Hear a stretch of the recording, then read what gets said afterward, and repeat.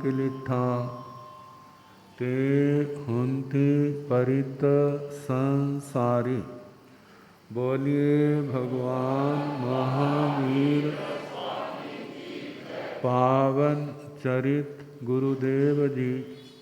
बंधु मन वच काय, भव सागर को तरण में करो हमारी सहाय। जिन शासन जिन वाणी सदा जयवंत हो, श्रवण संग सदा अविचल मंगल हो।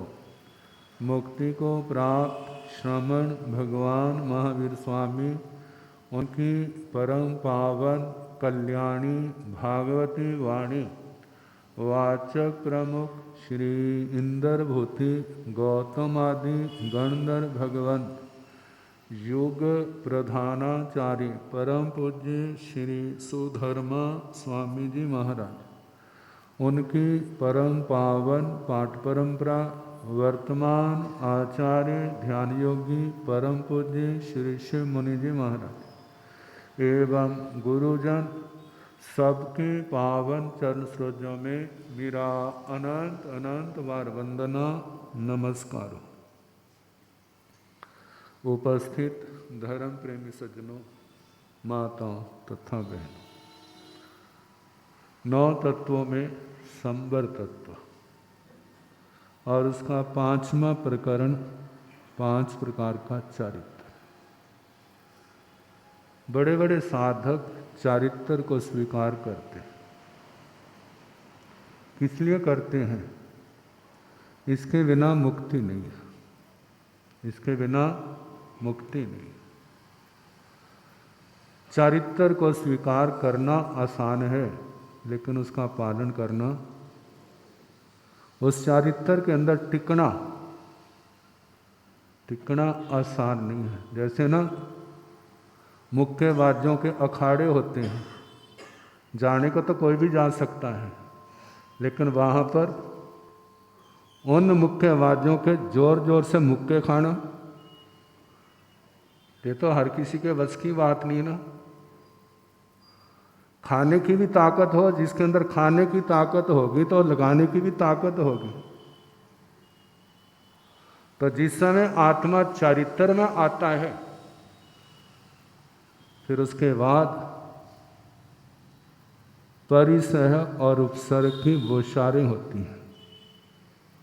जो जन्म जन्म के किए हुए कर्म है, उनकी उदीरना, समय से पहले उदय में लाना। पुण्य तो आता अच्छा लगता है, लेकिन पाप जब आएगा वो तो अच्छे रूप में नहीं आता, वो तो असाता पैदा करेगा। और वो भी कह रहे हैं भाई बुलाया है तो मेरा सामना कर। सामना कौन कर सकेगा? जिसके अंदर ज्ञान की ज्योति होनी चाहिए, साथ में आत्मा का बल वो भी तो होना चाहिए। ज्ञान की ज्योति जलती है, लेकिन जब हवा चलती है तो दीवा क्या हो जाता है? दीवा बुझ जाता है। क्यों बुझ जाता है?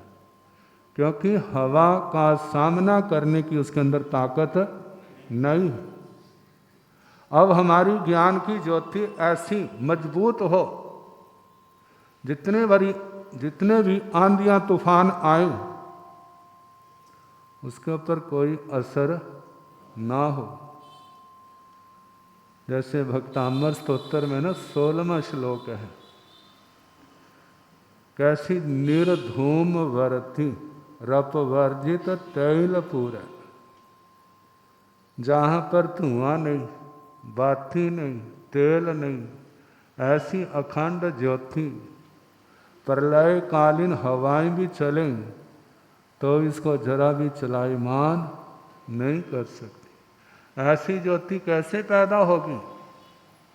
इस ज्योति के लिए जन्म जन्म इस आत्मा को साधना के अंदर, स्वाध्याय के अंदर, गुरुजनों के चरणों में रह करके, उनके कठोर अनुशासन में रह करके इसका अभ्यास करना होगा। जब अभ्यास परिपक्व होगा तब ये ज्योति कितनी आंधियां आए ये बुझेगी नहीं। आप देखो भला, आपके अंदर ही तो ज्योति जग रही होगी, कितनी जग रही है। मानो 25 वर्ष याद किया ना, 10 दिन ना दोहराए तो 11वें दिन क्या होगा। 9 तत्व याद की है, यदि उसको ना दोहराया जाए तो क्या होगा। छोटी छोटी हवाएं क्या कर देती हैं, हमारी ज्योति को बुझा देती हैं। तो जब बड़ी बड़ी हवाएं चलेंगी, तूफान चलेंगे, तो उस समय क्या होगा भला। और उन तूफानों को पैदा करने वाला कौन है, उस सामग्री को जुटाने वाला कौन है, जो जन्म जन्म में इस आत्मा ने 18 पापों का संग्रह किया है, 18 पापों को बांधा हुआ है, जिनके कारण से जो अनंत ज्योति इस आत्मा के अंदर है, लेकिन उन 18 पापों के कचरे ने उस सब को दबाया हुआ है। अब इन सब की जानकारी, स्थिरता, दृढ़ता, पवित्रता, अभ्यास, आत्मबल, जो साधना के बल से आता है। साधना क्यों करता है, जो स्वाध्याय करते हैं, उसके बाद अनुप्रेक्षा चिंतन करते हैं, तो ये 12 प्रकार की भावनाएं पैदा होती हैं। पहली भावना अनित्य भावना, अशरण भावना, संसार असार भावना। संसार क्या है, कहने को सुने सुनाए कहते हैं असार है, लेकिन असार कब दिखाई देता है। कहते हैं जिस समय शमशान भूमि में जाते हैं ना, उस समय संसार क्या दिखाई देता है, तो कितने याद आ जाएंगे, वो भी जहाँ आया, वो भी वहाँ जहाँ आया, सारे जहाँ आए। एक दिन नंबर लगेगा किसका भला, उसका भी तो नंबर लगेगा ना, वो भी कहाँ जाएगा। तो सोचता है आखिर जीवन का परिणाम जो है, तो जो किस वास्ते करना। वे राग लेके आते तो हैं। पुराने जमाने में गांवों में ऐसा होता था, सरोवर पर, तालाब के ऊपर स्नान करते थे। जब शमशान में संस्कार करके स्नान करते थे, कहते जैसे स्नान किया है ना, सारे का सारा विराग वहीं उतर जाता था। फिर वहीं के वहीं पर कहते शमशान भूमि में विराग आता। या जिस समय व्यक्ति किसी के धोखे का शिकार होता है, जब धोखे का शिकार होता है, संसार में नुकसान होता है, व्यक्ति का अपमान होता है, फिर वह सोचता है तो हम कहाँ जाएं, अब हमारा कौन सा ठिकाना है। कहते संसार में कुछ भी नहीं है, लेकिन उसके बाद कहते तो चलता ही है, ये तो सब चलता ही है, कहना भी और सुनना भी। फिर उसी लाइन पर जीव चल पड़ता है। लेकिन स्थिरता, ये तो भगवान गुरुओं की पावन वाणी, उनके चरणों में बैठ करके जब बार बार सुनते हैं, उसका अभ्यास होता है, तो फिर सब ओर से हट करके जीव मोक्ष मार्ग पर चलता है। जब संगम भगवान को उपसर्ग दे रहा था, तो एक उपसर्ग में कहता है, हे महर्षि, मैं आपसे बड़ा प्रसन्न, मैं आपसे बहुत प्रसन्न, मांगो जो मांगते हो मैं देने में समर्थ हूं। चक्रवर्ती सम्राट बना दूं, चक्रवर्ती सम्राट, वो भी मेरे बाएं हाथ का खेल है। कहो तो जीते जी आपको देवलोकों में ले चलूं, वो भी मैं कर सकता हूं। तो संगम तो पहले देवलोक का देवता है, और भगवान कौन से देवलोक से आए हुए हैं, 10वें देवलोक से। कितना रिद्धि का अंतर है, अनंत गुणा का।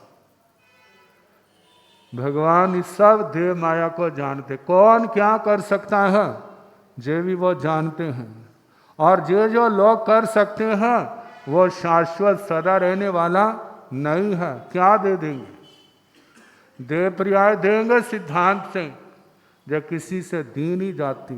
कल्पना करो दे भी दे तो कितनी देर तक रहेंगे। जैसे ना मांस का टुकड़ा एक पंछी के मुंह में आता है, वो लेकर के भाग उड़ता है, कहीं सुरक्षित स्थान पर पहुंचूं वहां पर खाऊं, लेकिन दूसरे पक्षियों की नजर पड़ती है, सारे के सारे उसके ऊपर झपटे मारने लग जाते हैं। जब वह झपटे पड़ते हैं और वह कभी कहीं जाता है कभी कहीं जाता है, उसको टिकने नहीं देते। जब टिकने नहीं देते अब वो क्या, वो मांस का टुकड़ा उसके लिए मुसीबत बन गया। अब किसी ने जोर से पंजा मारा है, बेचारे के मुंह से गिर गया, वो टुकड़ा मुंह से गिर गया। जब मुंह से गिरा तो दूसरे पंछी के मुंह में आ गया। अब सारे पंछियों ने उसको छोड़ा, किसके पीछे पड़ गए? ये लड़ाई किसकी है भला? लड़ाई जो उस मांस के टुकड़े के समान संसार के भोग हैं, संसार का ऐशो राम है, उसके लिए जीव क्या कर रहे हैं? उसके पीछे पड़े, जे मेरे को मिल जाए, मेरे को मिल जाए।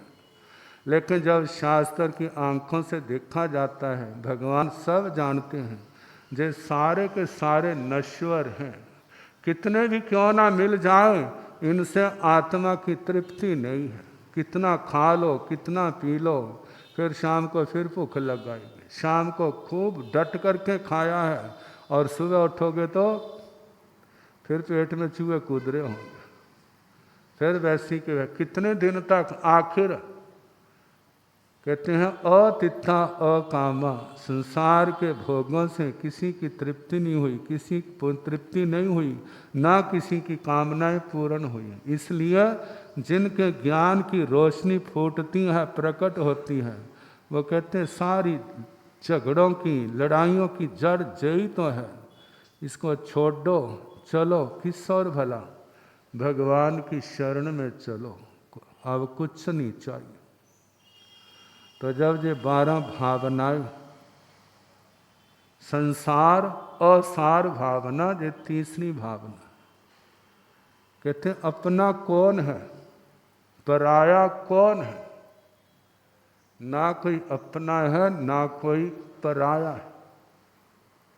भगवती सूत्र के अंदर आता है, संसार के अंदर अनंत जीव है। कितने अनंत हैं? ये गणित केवली भगवंतों का है, आपका और हमारा नहीं है। इतने जीव हैं। भगवान कहते हैं अनादि काल से कोई भी जीव संसार का ऐसा नहीं है, किसी भी जीव का एक बार नहीं, एक एक संबंध अनंत अनंत बार जुड़ चुका है और टूट चुका है, अच्छा भी और बुरा भी। कोई जीव ऐसा नहीं जो माँ नहीं बना, बाप नहीं बना, भाई नहीं बना, पत्नी नहीं बना, पति नहीं बना, बच्चा नहीं बना, बेटा नहीं बना, बेटी नहीं बनी, बाबा नहीं बना, दादी नहीं बनी। जितने रिश्ते हैं संसार के, अच्छे से अच्छे और बुरे से बुरे हर जीव के साथ घट चुके हैं, लेकिन जीव को फिर भी संतोष नहीं आता। कारण क्या? सब कुछ भूल जाते हैं, सबको भूल जाते हैं ना। एक संत कहने लगे, हमारे संत भी बड़े भाग्यशाली होते हैं। कहते क्यों? कहते जब मर्जी सुनाओ, गृहस्थी जी ही कहते हैं नया सुनाया, ऐसा तो कभी हमने सुना ही नहीं। कहते उनको याद ही नहीं रहता। 2-4 दिन बाद सुनाओ, कहते नया सुनाया। जो संत आए कहते बिल्कुल नया सुनाया। कहते यदि इनको याद रहे तो नए से नए कहाँ से सुनाए भला? और जो सारा याद रहे, फिर जीव का संसार के अंदर मन कहाँ से लगेगा? कहते हैं यदि हम अतीत की ओर झांके ना, हमारा अतीत इतना अनंत है। दुनिया के अंदर महाभारत वर्तमान में सबसे बड़ा ग्रंथ माना जाता है, जिसके अंदर 1 लाख से ज़्यादा श्लोक हैं। वो 1 लाख श्लोक वाला जो महाभारत है ना, समुद्र के आगे एक बूंद के समान, पानी के कतरे के समान दिखाई देगा यदि आत्मा के अतीत के जन्म हमारे सामने आ जाएं। केवल एक आत्मा के आ जाए तो सबका कितना, क्योंकि ये संसार अनादि से है। कोई जीव ऐसा नहीं जिसके साथ ये संबंध जुड़े नहीं। कहते इससे ज़्यादा दयनीय क्या स्थिति हो सकती है। कोई बड़ा सुंदर भाई है तो कामदेव से भी ज़्यादा सुंदर, बहन है तो कहते हैं देवियों में रति की सुंदरता उसके समान सुंदर है। देह से तो सुंदर है लेकिन आत्मा से सुंदर, आत्मा से सुंदर नहीं है। 18 पाप करने वाले, हर समय इस देह का ध्यान रखने वाले, कहते मरने के बाद उसी शरीर के अंदर एक लट के रूप में, द्विंद्रिय के रूप में उसका जन्म हो गया। अब भूख तो लग रही, क्या खाए, और उसी शरीर को खाने लग जाता है जिसको बड़े प्यार से पाला था। कहते कैसी दयनीय स्थिति है, जिसको पाला आज उसी को खाने लग पड़ा है। उसको नहीं पता जो मेरा शरीर है, क्योंकि बुद्धि पर पर्दा पड़ चुका। किसने डाला? उसी के असंयम ने, उसी की इंद्रियों के विषयों की गुलामी ने जो बुद्धि पर ऐसे पर्दे डाले, और उस अंधेरे से अब जल्दी निकलने वाला भी नहीं है। इसलिए कहा जाता संसार असार, इसके अंदर केवल एक धर्म सार है, बाकी सब कुछ असार है। जिसने धर्म को अपने जीवन में स्थान दिया वह तो धीरे धीरे इस दलदल से पार हो जाएगा, और जिसने संयम तप रूपी धर्म को स्थान नहीं दिया वह संसार की गलियों में रुलता रहेगा। तो तीसरी भावना संसार असार भावना। चौथी भावना एकत्व, अकेला आया अकेला जाएगा। बस 2-4 दिन का मेला है, जे मेरा जे मेरा। जब प्राण निकलेंगे ना फिर कहाँ जाएगा? जैसे समुद्र की लहर में जो फंस जाता है तो कहाँ जाएगा? अब लहर जहाँ पर ले जाएगी। डेथ के बाद ये जीव कहाँ जाएगा? जहाँ उसने जा कर के अपने कर्मों का भुगतान करना है वहीं पर पहुँच जाएगा। कहते हैं ऐसा भी हो सकता है उसी घर के अंदर जन्म ले, ऐसा भी हो सकता है पड़ोसी के जन्म ले ले, लेकिन पड़ोसी के घर जन्मा, कल्पना करो उसको जाति स्मरण ज्ञान हो जाए और उसके लगे इस घर का मालिक कौन है? घर का मालिक तो मैं हूँ, और वो आके कहेगा इस घर का मालिक मैं हूँ, चलो खाली करो। तो कोई समझदार हुआ कहे घर का मालिक है, ठीक है जहाँ बैठो, हम आपके परिवार के व्यक्ति, उसको छोड़ दो। किसको भला? जहाँ आपने जन्म लिया, फिर देखना उसकी क्या स्थिति होगी। जो पड़ोसियाँ कहेंगे जो हमारा बच्चा है, वो कहेंगे हमारा है। अब दोनों के लिए क्या हो जाएगा? मुसीबत का कारण बन। कहा जाए एकत्व भावना। व्यक्ति कहता मेरा मेरा मेरा मेरा, कब तक? जिस समय अपने पाप कर्म उदय में आएंगे उस समय मेरा मेरा कहने वाले कितनी देर तक टिके रहेंगे? अपना शरीर जवाब दे जाएगा। दूसरा तभी तक सेवा करेगा जब तक उसका परिवार, उसका जीवन प्रभावित नहीं होता है। जब उसका परिवार, उसका बिजनेस, उसका जीवन प्रभावित होने लगेगा, अब हाथ जोड़ देगा मेरे बस की बात नहीं है। मैं जहाँ रहता हूँ मेरा बिजनेस उजड़ रहा है, मेरा परिवार अस्त व्यस्त हो रहा है, उसको कौन संभालेगा? अब किसी और की ड्यूटी लगा। अब वो भी तो ऐसे हैं। कहते हैं आखिर जीव अकेला आया है अकेला जाएगा, और जब कर्म भोगने का समय आएगा तो उस समय अकेले को ही भोगने पड़ेंगे। जहाँ पर झूले वाली बात आती है, आज व्यक्ति शक्ति से संपन्न है, दूसरा उससे कमज़ोर है, बैर विरोध पड़ गया, अब वो कह रहा तेरा नाम मिटा दूंगा। क्या करूँगा? नाम मिटा दूंगा। और जब उसका जोर चलता है तो दुनिया से नाम भी उसका मिटा देता है। आज तो उसका सितारा क्या है, बुझा हुआ, बुझे हुए हैं, इसलिए वह कोई उसका प्रतिकार नहीं कर सकता। शास्त्रकार कहते हैं अकाम निर्जरा से भी पुण्य का उपार्जन होता है। अकाम निर्जरा के द्वारा उसने पुण्य इकट्ठा कर लिया और उसका, जिसने उसको बर्बाद कर दिया है, उसकी क्या स्थिति, उसका पुण्य खत्म हो गया। अब कर्म तो उसने भी भोगने हैं, उसके पड़ोस में पहुंच गया। कहाँ पर? अब झूला गोल घूमता है ना। हमारे गुरुजी सुनाया करते थे, कहते एक बार ऐसे झूला चल रहा था तो ऊपर वाले व्यक्ति, सर्दियाँ थी, कोई मूंगफली खा रहा है और उसके दाने तो मुंह में डाला और छिलके नीचे गिर रहा है। किसी ने केला खाया, अंदर का तो उसने खा लिया और छिलका नीचे वालों के ऊपर। अब नीचे वाले चिल्लाने लगे, कहते भाई हम भी इंसान हैं, कुछ रहम करो। कहते नहीं, तुम इंसान नहीं हो, इंसान तो हम हैं।